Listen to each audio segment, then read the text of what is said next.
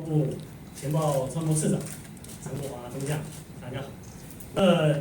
有关于媒体记者关切的在目前在共军在浙东还有东山海域分别开设了禁航区。就我们的了解，相关的禁航区的架设、开设还有整个活动呢，是属于一个年度，它属于计划性的一个军事演习。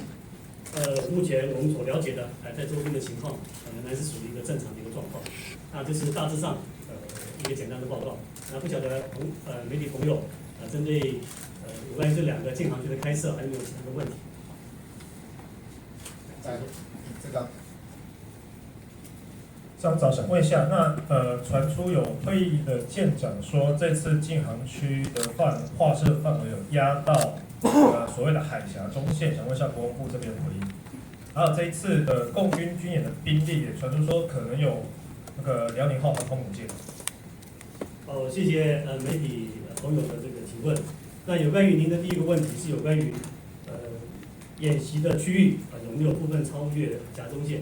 那昨天国防部在第一时间，我想已经以新闻稿做一个严正的一个说明。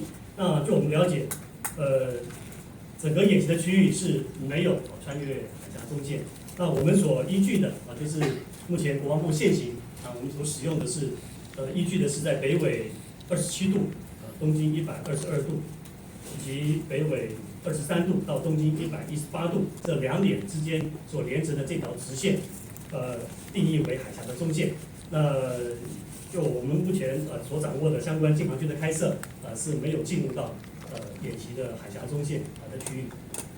那另外有关于另外第二个问题是有关于有没有辽宁号会不会参与这次的演习？那目前有关于媒体朋友的这些热心的这些评论，那我们目前呢没有确切掌握的迹象目前我们还在持续的来做密切的一个关注。